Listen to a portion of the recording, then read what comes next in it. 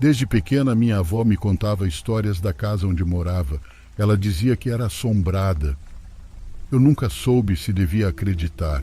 Sempre achei que eram histórias típicas de avó só para puxar conversa. Ela era muito devota, tanto que rezava o terço todos os dias sem falta. Mas havia algo estranho nisso, porque toda vez que ela fazia isso aconteciam coisas estranhas. Nunca vi nada, mas as histórias que ela me contava pareciam muito reais. Minha avó disse que havia uma presença na casa, algo que só aparecia quando ela orava. Achei que talvez fosse a imaginação dela devido à idade, à solidão ou algo parecido. Mas ela estava convencida de que era verdade. Não sei, é difícil explicar. A única coisa que sei é que minha avó nunca mentiu para mim sobre nada, e isso envolve suas histórias. O primeiro encontro foi algo que minha avó nunca esqueceu. Foi numa noite. Ela conta que naquela época minha mãe e meu pai estavam visitando a casa e ficaram lá. Todos já estavam dormindo e ela ficou no quarto rezando o terço. A casa estava em silêncio. Apenas ruídos normais podiam ser ouvidos, madeira rangendo, o vento lá fora. Mas então, enquanto orava, ela disse que sentiu algo estranho, como uma mudança no ar, uma sensação pesada, como quando você sente que alguém está te observando, só que não há mais ninguém em seu quarto. Ela dormia sozinha. Minha avó continuou orando, tentando ignorar esse sentimento, mas então ela viu algo. A princípio ela pensou que seus olhos a estavam enganando, pois ela não conseguia enxergar muito bem, devido a complicações do diabetes. Mas ela garante que estava lá, uma sombra, mais escura, mais densa que o normal. Estava bem no canto do quarto dela. Minha avó disse que ela congelou. Não sabia se deveria orar ou correr, mas com problemas nos joelhos, do que adiantaria correr? Correr não era realmente uma opção. Então ela fez a única coisa que sentiu que poderia fazer. Fechou os olhos e orou mais. Acho que ela esperava que, quando os abrisse novamente, tudo voltasse ao normal. Mas quando ela os abriu, a sombra ainda estava lá. Só que desta vez parecia que ela havia chegado um pouco mais perto. Não fez nenhum barulho. Estava simplesmente lá, observando ela. Minha avó não me contou muito mais sobre aquele encontro. A última coisa que sei é que ela parou de olhar e focou o olhar diretamente para frente. E em algum momento, a sombra desapareceu. Depois disso, as coisas nunca mais foram as mesmas quando rezava. Sempre sentia essa presença, aquela sensação de estar sendo observada. Isso não acontecia todas as noites, mas com frequência suficiente para ela perceber. E era sempre quando estava sozinha. Nunca quando havia mais pessoas por perto. Minha avó não parou de rezar o terço depois disso, mas ela começou a fazer isso durante o dia, ou quando havia pessoas em casa. Ela disse que de alguma forma isso a fez se sentir mais segura, como se uma força maior a pedisse para fazer assim. Embora ela nunca parasse de olhar de soslaio para o canto de seu quarto, nunca mais viu a sombra tão claramente como da primeira vez. A sensação de que algo estava ali com ela nunca desapareceu. Minha avó também me conta que as coisas começaram a ficar estranhas em casa, mais do que o normal. Lembra como eu disse que ela alegou que sua casa era mal assombrada? Bem, muitas coisas aconteceram lá.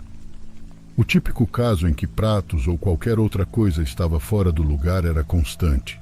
Os fenômenos tornaram-se mais frequentes e cada vez mais feios. Chegou um momento em que minha avó teve que aceitar o que estava acontecendo.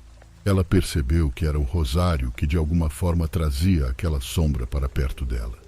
Posso imaginar como foi difícil para ela ter que escolher entre a fé e a paz. No final, decidiu parar de rezar o rosário para sempre. Não foi fácil, ela me disse muitas vezes. Essa decisão trouxe consigo muitos conflitos internos, porque para ela a sua fé era uma grande parte de quem ela era. No entanto, a ideia de continuar a atrair aquela presença era insuportável. Não posso deixar de sentir um misto de admiração e tristeza, admiração pela força da minha avó para tomar uma decisão como essa, e tristeza pelo que ela teve que sacrificar.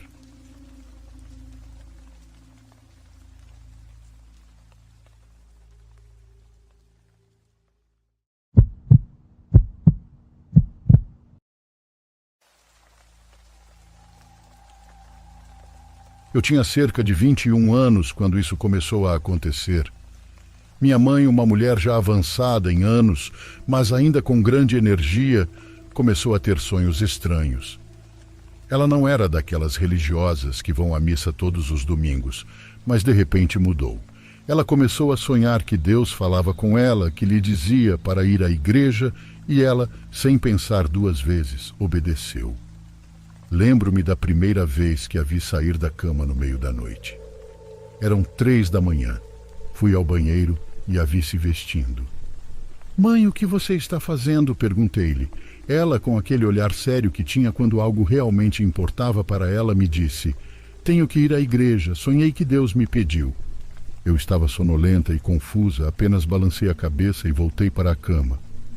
Não foi algo de uma noite, estava se tornando mais frequente. Às vezes tarde da noite, outras vezes de manhã cedo. Cada sonho era uma ordem para ela. A igreja tinha missas à meia-noite e às 6 da manhã, e lá estava ela, participando como se sua vida dependesse disso. No início pensei que fosse algo temporário, mas com o passar das semanas tornou-se uma rotina. Certa manhã, enquanto tomávamos o café da manhã, perguntei por que ela fazia isso. Por que aqueles sonhos eram tão importantes para ela? Ela olhou para mim e por um segundo vi algo em seus olhos. Medo. Nos sonhos, Deus me diz que se eu não for à igreja, o diabo vai me levar. Ela me disse com uma voz que não deixava margem para dúvidas. Eu não sabia se acreditava nela ou não, mas a seriedade com que ela falava fez meu sangue gelar. Ela ficou quieta por um momento, como se reunisse coragem para me contar o resto. Então, com uma voz baixa, quase um sussurro, ela começou sua história. Tudo começou numa noite em que sonhei que tinha que ir à missa à meia-noite. Cheguei à igreja e ela estava quase vazia, apenas algumas pessoas espalhadas pelos bancos. Sentei-me em um deles, fechei os olhos e comecei a orar. Mas minha filha, no meio da oração, senti algo estranho, como uma presença se aproximando de mim. Minha mãe fez uma pausa, tomou um gole de café e continuou. Abri os olhos e vi um homem parado na minha frente. Ele não parecia um homem normal. Seus olhos eram profundamente negros, como se estivessem fundos. Ele me olhou atentamente e naquele momento senti um medo que nunca havia experimentado. Era como se esse homem soubesse tudo sobre mim, como se pudesse ver minha alma. O que aconteceu? Eu perguntei a ela. A única coisa que pude fazer foi continuar orando com mais afinco. E assim o homem começou a falar. Sua voz estava fria, distorcida. Ele dizia coisas sem sentido, palavras numa língua que não entendia. E o pior de tudo, ele começou a rir. Uma risada que não era humana e ecoou por toda a igreja vazia. Minha mãe parou. Parecia que ela estava revivendo aquele momento bem na minha frente. Essa risada assombrou seus sonhos depois disso. Ela continuou me contando. Ela disse: naquele momento, eu soube que ele não era um homem simples. Era outra coisa, algo maligno. Senti que se não continuasse a frequentar a igreja, se não obedecesse aos sonhos que Deus me enviou, algo terrível aconteceria comigo. Ela terminou sua história e o silêncio tomou conta da cozinha. Eu não sabia o que dizer. Parte de mim queria acreditar que era a imaginação dela, mas a outra parte, aquela que viu o medo genuíno em seus olhos, sabia que havia alguma verdade em suas palavras. Depois de ouvir a história da minha mãe, algo mudou em mim. Agora eu tinha medo e respeito por suas crenças. Na semana seguinte, observei minha mãe continuar indo à igreja, com cada vez mais fervor. Passou a rezar mais em casa e a manter imagens religiosas por perto. Era como se ela estivesse em uma batalha constante com algo que não podíamos ver. Essa foi a única vez que conversamos sobre esses sonhos e sua experiência na igreja.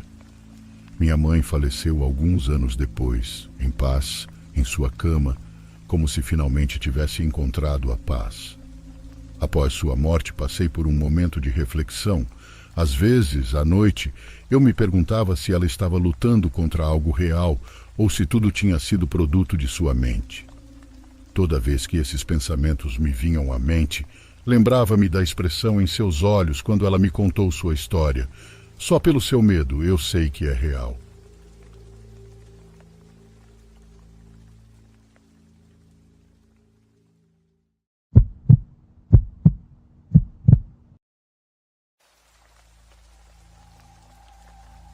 A aldeia onde cresci abrigava no máximo cerca de 60 pessoas. Todo mundo se conhecia e todos nós, 13 crianças, nos conhecíamos e brincávamos juntos. Naturalmente, alguns de nós nos agrupamos e exploramos a área circundante, já que não havia muito entretenimento naquela época, em meados dos anos 90, na zona rural de Ohio.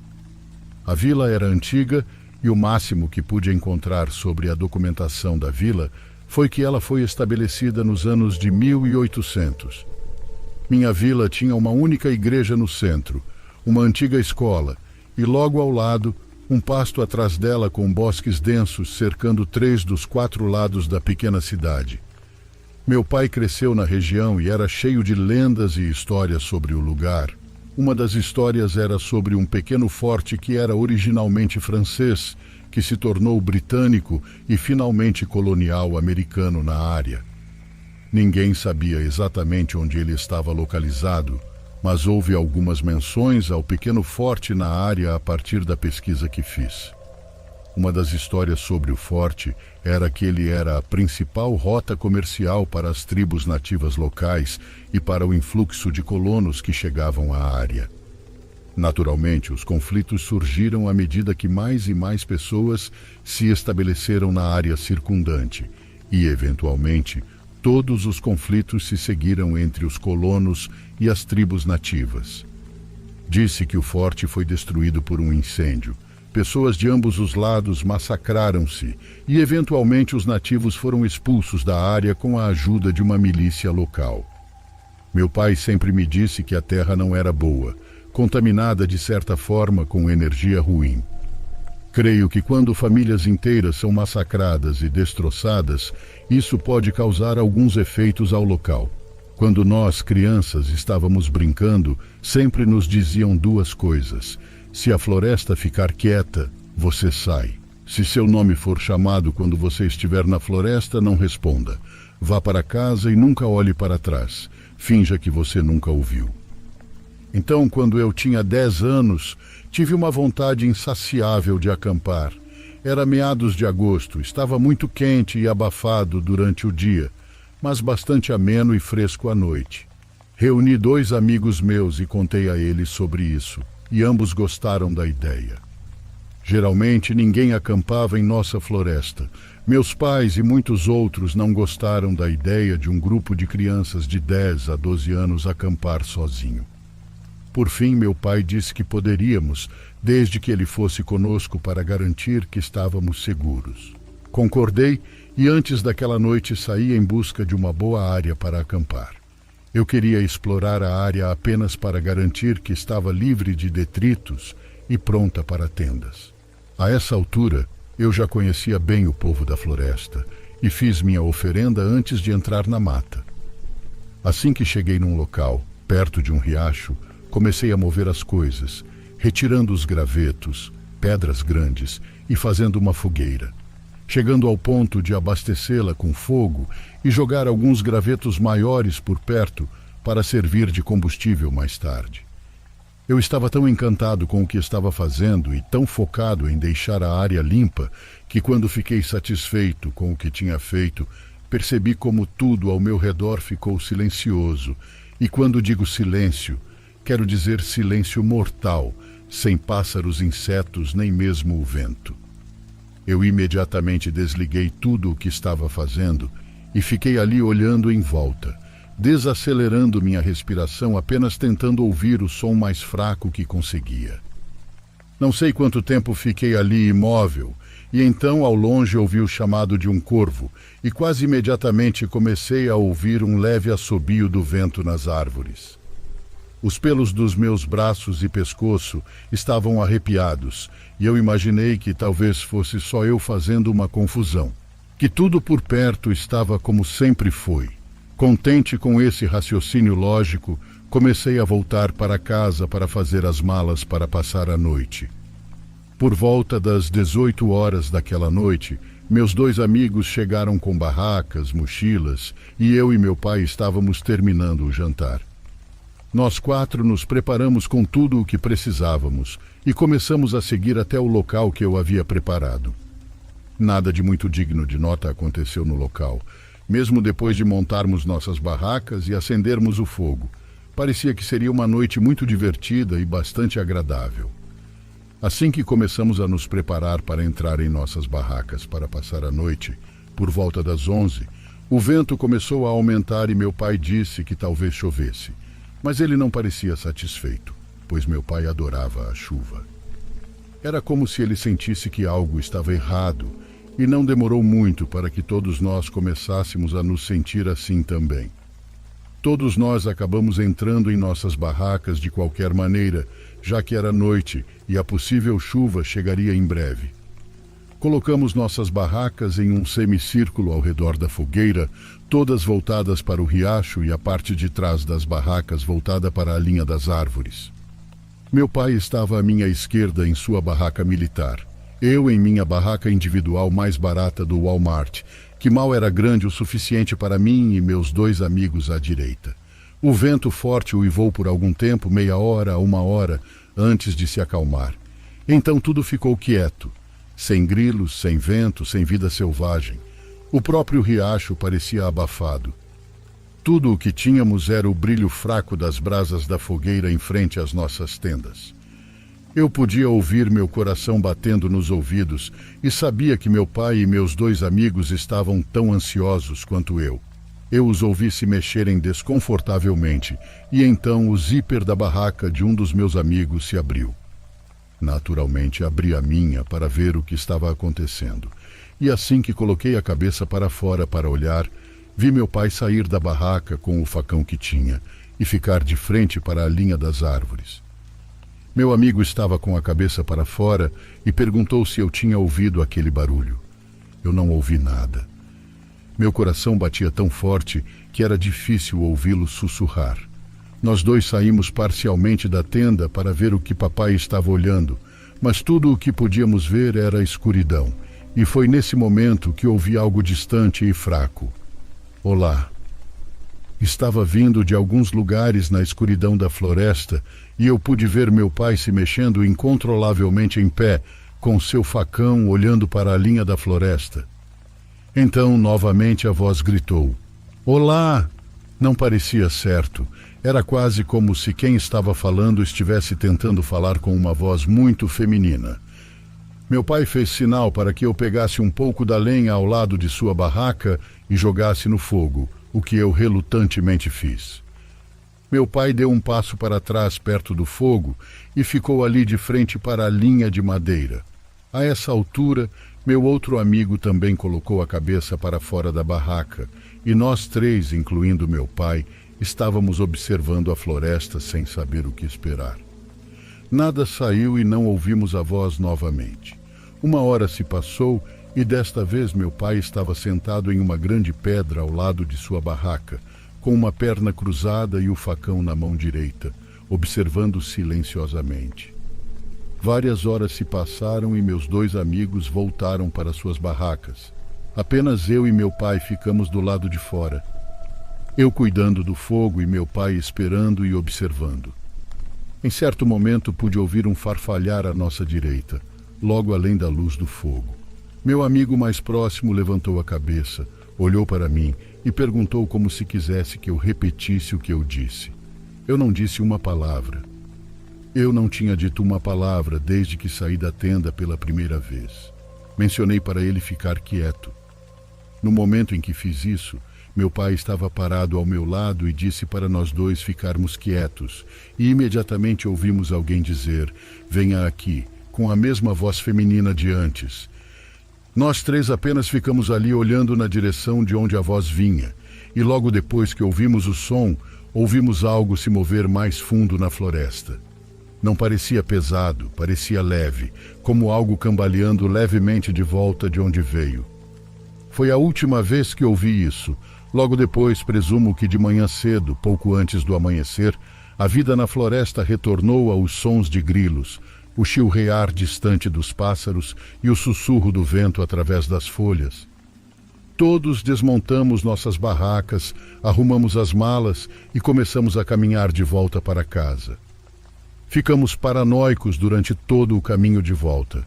Não vimos ou ouvimos nada e ninguém disse uma única palavra enquanto voltava para casa. Assim que chegamos ao meu quintal, meu pai quebrou o silêncio e nos contou o que vivenciamos nunca aconteceu e nos faria bem não dizer uma palavra a ninguém sobre isso. Ele tinha medo estampado em seu rosto, como se não acreditasse no que aconteceu. Até hoje não sei o que ou quem foi. Acabei perguntando à minha tia vizinha mais tarde na vida se ela tinha experimentado algo semelhante, já que ela cresceu na área também, mas até ela ficou calada sobre isso, dizendo que não deveríamos ter ido acampar lá e que meu pai foi um tolo por deixar. Desde então deixei minha aldeia e me mudei para outro estado, e me deparei com histórias semelhantes no Sudeste. Pessoas que mencionam isso em toda a América Latina, principalmente no Brasil, México e Venezuela.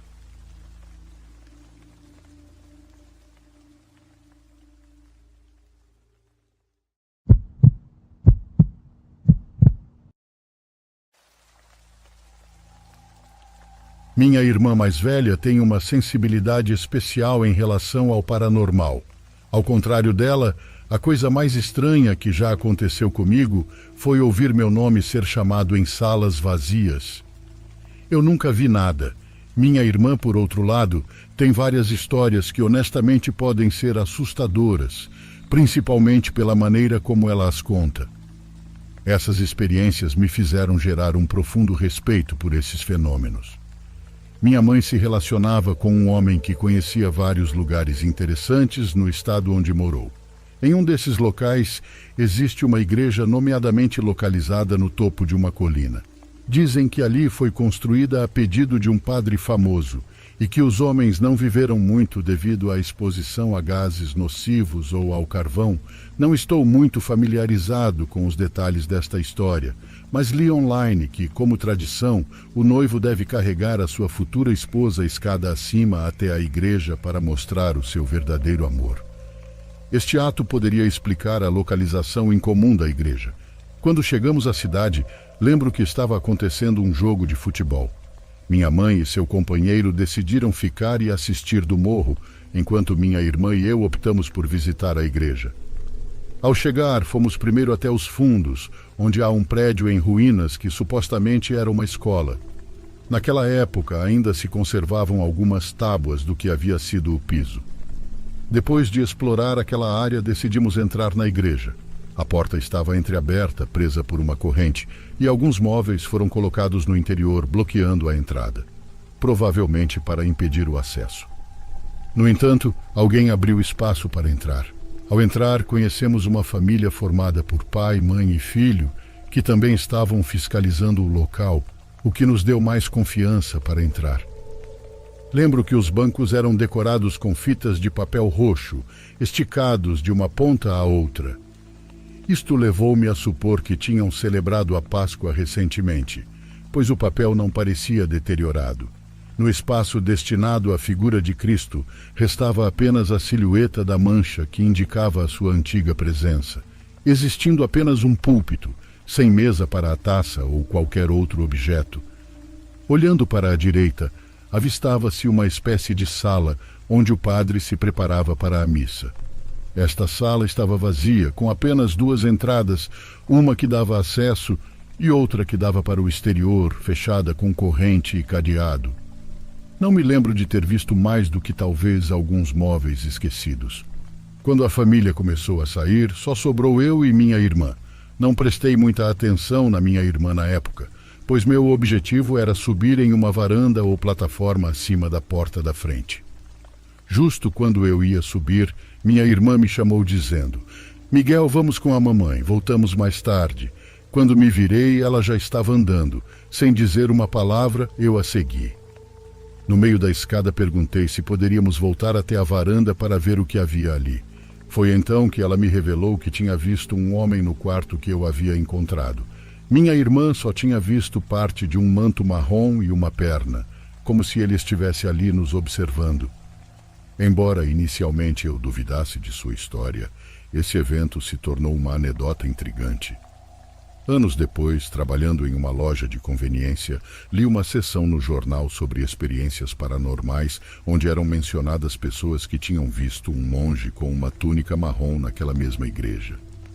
Essa história confirmou o que minha irmã tinha visto, fazendo-me entender que ela realmente tinha a capacidade de ver coisas que eu não consigo. Algo que, apesar do meu interesse pelo paranormal, aprecio, pois há experiências que preferiria não viver pessoalmente.